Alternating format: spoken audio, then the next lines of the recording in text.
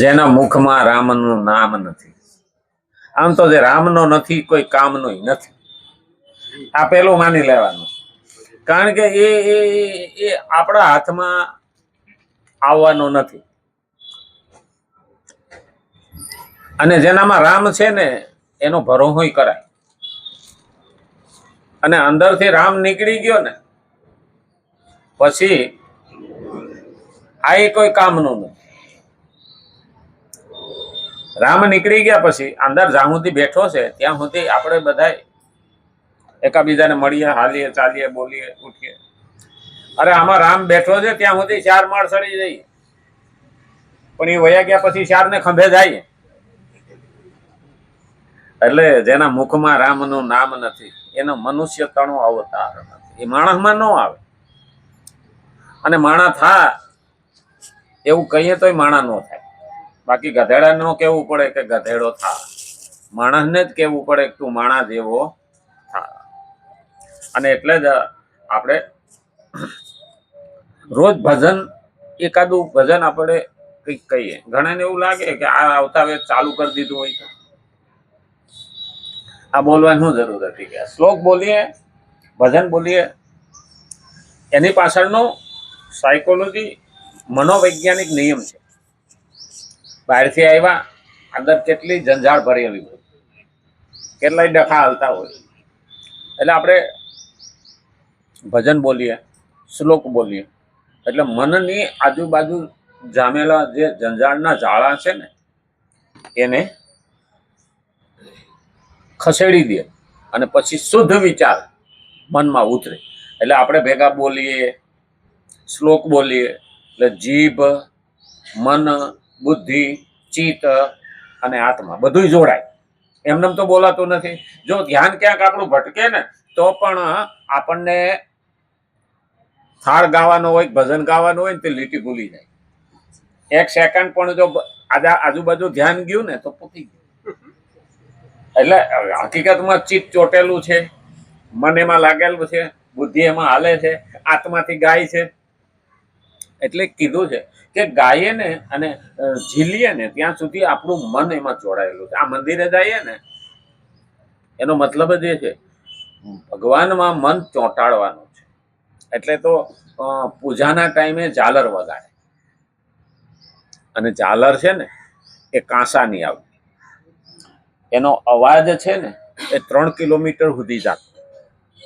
ઝાલરનો અવાજ 3 કિલોમીટર સુધી જાતો. જો કે હવે તો ઝાલર વગાડવા વાળા જ નથી. ઝાલર વગાડવા વાળા નથી. એક જગ્યાએ તો પ્રશ્ન બન્યો હતો.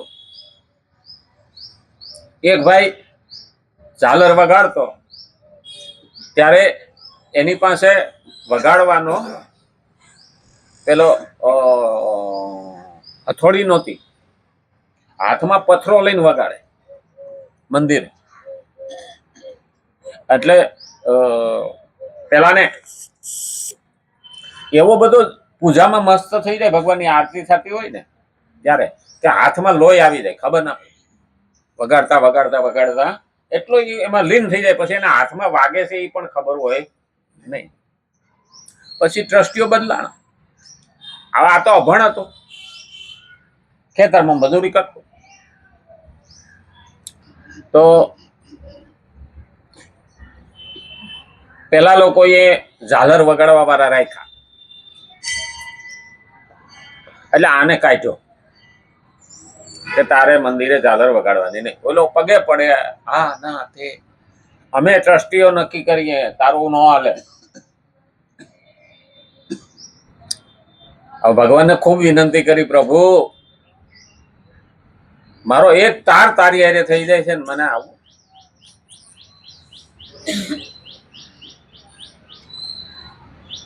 તું આમાં ટ્રસ્ટીમાં ના હાલ. અને તે દિવસે એને કોઈ કીધું, જાતો તો અને કોઈ શેઠ હામા મળ્યા કે તું આ ગલીમાં આ રોડમાં તે દુકાન લે અને ધંધો કે. અરે કે હું અંગૂઠા સાહેબ છું, તું કઈ તો ખરો. અરે કે પણ મારા પાસે રૂપિયા તો હોવા જોઈએ ને. હાલે હું તને 5 લાખ રૂપિયા. એને ધંધો શરૂ કર્યો અને એવો ધંધો આવેલો, પોતે અંગૂઠા સાહેબ માણસો રાખીને ધંધો કરે. અને ત્યારે ઓલા ટ્રસ્ટીઓ શેઠ ફાળામાં કંઈક લખાવજો, એટલે ઓલાએ કીધું કે અમારે 20 લાખ રૂપિયા જોઈએ છે, આ બધા આપે છે, તમારે કેટલા આપવાના? તો સારું 20 લાખ નથી આપવા છે. હવે 20 લાખ એક જ આપ્યા. એટલે ઓલા લોકોને થઈ ગયું કે આને 20 લાખ આપ્યા છે તો હવે આને ટ્રસ્ટીમાં જ રાખો. હવે મેઇન ટ્રસ્ટીમાં આવી ગયું અને રોજ સાંજે આવી અને પાછો જેમ ઝાલર વગાડતો હતો એમ વગાડે. કોઈએ કીધું કે આને 5 લાખ રૂપિયા આપીને અંગૂઠા સાહેબને આને કોણે પૈસાદાર કર્યો? પણ હકીકતમાં એ ભગવાન જ હતો. જે 5 લાખ રૂપિયા આપનાર હતો ને બીજો કોઈ શેઠ નહીં, મારો સામળસા શેઠ જ હતો અને એનો ધંધો હાંકનારે ભગવાન જ હતો. પણ ભક્તિ તો લીન થવી જોઈએ ને. એક ઝાલર વગાડવામાં જે લીન થઈ જતો હોય કે એના હાથની ખેવના નહોતી. અમારા નરસિંહ મહેતા જયારે રાસલીલામાં ગયા ને, મસાલ પકડીને ઉભા ને તો કોણી સુધી હાથ હળગી ગયો ખબર નહોતી. આવું મન લાગવું જોઈએ તો મારો ભગવાન કેમ ન આવે? આવવું જ પડે, ગમે રૂપમાં આવે. એવું જ નથી કે વાંસળી વગાડતો આવે. અને એટલા માટે જ આપણે ભગવાન કેમ કૃપાવંત છે અને કેમ કૃપા કરે છે એને જાણવાની કોશિશ કરીએ. શ્રીમદ ભગવદ્ ગીતા 3 અધ્યાય 25મો અને 26મો શ્લોક આપણે જોઈએ છીએ. અને ગઈકાલે આપણે જોતા હતા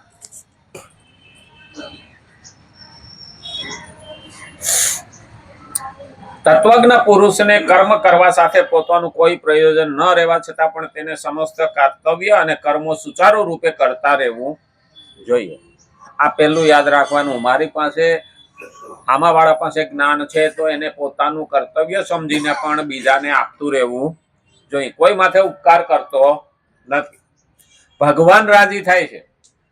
આપણા જે ભક્તો સંતો મહંતો થઈ ગયા ને એ બેહી નથી રહ્યા. એને તો ભગવાન મળી જ ગયા હતા તો બીજા પાસે કેમ ગયા? લોક સંગ્રહ. આજે આપણે બગદાણા જઈએ છીએ ને એટલા બધા લોકો દોડે છે અને એટલા બધા લોકો ત્યાં દર્શન કરવા જાય છે. એ કઈ કરોડપતિ નહોતો, ભગવાનનું કામ કરતા હતા અને ભગવાન રાજી છે તો આપણે એ રસ્તે જવા માટે થઈને એના દર્શને જઈએ. આપણે ત્યાં તો સનાતનમાં પ્રભુના ભક્તને પણ ભજવા વાળા છીએ. આપણે આ જલારામ કોણ હતું? નરસિંહ મહેતા કોણ હતું? ભગવાનના ભક્ત છે, એને આપણે ભજીએ છીએ કે અમે એને રસ્તે આવી. અને એટલે જ કીધું હનુમાન કોણ હતું? ભગવાનનો ભક્ત. ભગવાનના ભક્ત ને વિનંતી કરીએ ને તો આપણી એટલી લાયકાત ના હોય ને તો પણ એ ભક્ત મારફત આપણી અરજી પૂગી જાય. એટલે તો આપણે ભક્તને ભજન કરીએ. નહીં આપણે ઘણી ઓફિસોમાં જઈએ ને તો પટાવાળા એરે સંબંધ હોય તો પહેલે આપણો કાગળિયોની અંદર પહોંચી જાય. એમ ભક્તિ કરતા હોઈએ ને તો આપણને બહુ હિંમત ન હાલતી હોય તો પુગાડી દે. હનુમાન દાદાને કહીએ એટલે કહેતા લાવો ત્યાં હવે તમારી અરજી હું પહેલા લઈ. આમ તો ભગવાનને ખબર જ હોય, પણ ભગવાન કે છે કે મારા ભક્તને તું જેટલો હાંચવીશ ને એટલો હું તારું ધ્યાન રાખીશ. ભગવાને ભક્તની કિંમત વધારી, વેલ્યુ વધારી. વેલ્યુ ને કિંમતમાં ફરક છે. વેલ્યુ વધારી. હવે આપણે તો ઝીરો જ છીએ. આપણે તો ઝીરો જ છીએ. ભગવાન એક છે, એકડો છે.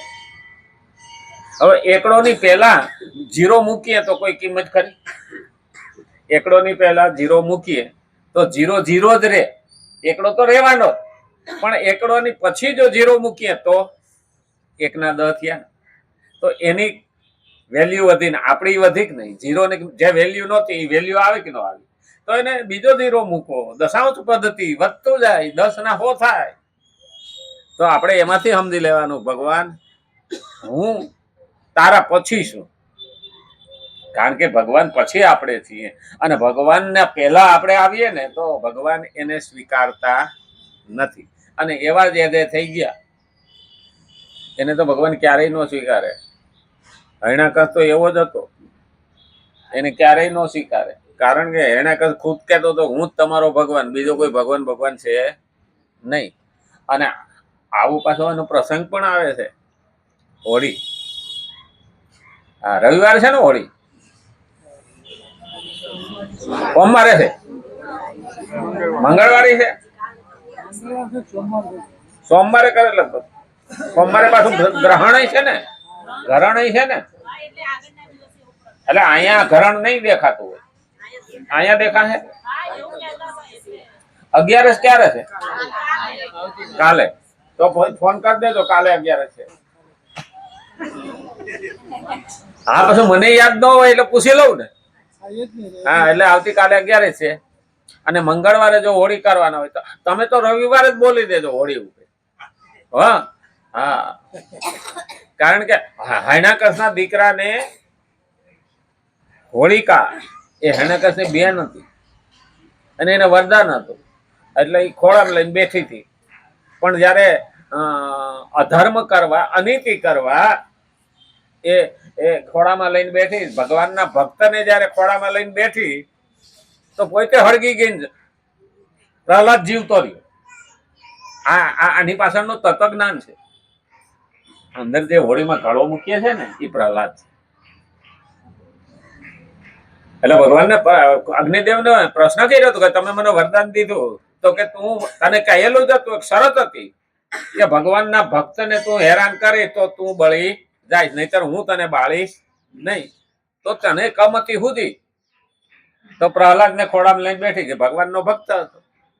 એટલે આપણે પણ ધ્યાન રાખવાનું કે એવાને કોઈને સંછેડાય નહીં, નહીતર આપણે કહેવત છે ને, હા, કે ગીદડ કી મોત આતી હે કે ગાંવ કી ઓર આતા હે. એટલે એમાં માણસ તો જ કમતી હુજે ને. અને એટલે કીધું છે તત્વજ્ઞ પુરુષે પણ ધ્યાન રાખવું જોઈએ કે બીજાના હિત માટે એક લીધેલું જ્ઞાન બીજાને આપવું જોઈએ. આ રીતે જ્ઞાની પુરુષે કર્મોમાં આસક્ત પુરુષોને આદરપૂર્વક સમજાવીને તેમની પાસે નિષિદ્ધ કર્મોનો આત્માથી સર્વથા ત્યાગ કરાવવો જોઈએ. એને વારવારે કહેવું જોઈએ આ તમને નુકસાન કરતા છે, આ તમારા આત્માને, તમારા કુટુંબને, તમારા પરિવારને, તમારા સમાજને નુકસાન કરતા છે. કારણ કે આવા જે આત્માથી એટલે કે નિષિદ્ધ શાસ્ત્રએ ના પાડેલા એવા કર્મો કરવા નહીં. એ તત્વજ્ઞ પુરુષે એને સતત યાદ કરાવવું જોઈએ, કે એને સમજાવવા પડે કે તમે જે આ કરી રહ્યા છો એ મોહમાં કરી રહ્યા છો, આ કરવું જોઈએ નહીં. પછી નો સમજે તો પછી આપણે એના કોઈ પેલા દોષી નથી. પણ તત્વજ્ઞ પુરુષને ભગવાને, જ્ઞાની પુરુષને, વિદ્વાનોને આ પહેલી આંગળી ભગવાને ચીંધી છે. તમારી ફરજ છે તમે એને જણાવો, એને ખબર નથી તો એને ખ્યાલ અપાવો. અને પછી તો ભાઈ આંખે કરીને ખાડામાં પડતો હોય તો આપણે શું કરી લેવાનું. એટલે અહીંયા પહેલું કીધું નિષિદ્ધ કર્મોનો સ્વરૂપથી સર્વથા ત્યાગ કરવો જોઈએ, આત્માથી એનો ત્યાગ કરી દેવો જોઈએ. અને વિહિત કર્મોમાંથી સકામ ભાવનો ત્યાગ કરવાની પ્રેરણા આપવી જોઈએ. જે સારા કર્મો છે એટલે વિહિત કર્મોથી સકામ ભાવ એટલે મારે કંઈક જોઈએ છીએ. ભક્તિ તો 3 પ્રકારની છે, એક ભાવથી, એક ભોગથી અને એક ભયથી. આ 3 પ્રકારે ભક્તિ થાય. હવે ભાવથી એટલે મને ભગવાન ઉપર પ્રેમ છે અને મારે કઈ જોઈતું નથી, છતાં ભગવાન મારે તારી ભક્તિ કરવી છે, આ ભાવથી.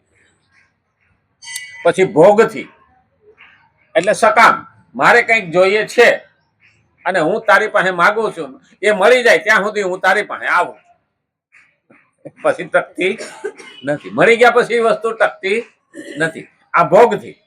ભાવ, ભોગ અને ભય. ભયથી જયારે આપણે કોઈ હોસ્પિટલમાં સિરિયસ હોય ને ત્યાં ભગવાનના મંદિરે પહોંચી જાય, અરે ભગવાન આને બેઠો કરો, એ ભગવાન આનું ધ્યાન રાખો, આને જલ્દી બેઠો કરી દો, જલ્દી રજા મળે એવી હું તને એટલા નારિયેળ વધેરી. આ થયું ભયથી ભક્તિ. એ ભય વયો ગયો, હોસ્પિટલમાંથી આવી ગયો એટલે પૂરી. તો કઈ ભક્તિ મારી ટકે? ના ભય વાળી ટકે, ના ભોગ વાળી ટકે, ફક્ત ભાવ વાળી ટકે. એટલે અહીંયા કીધું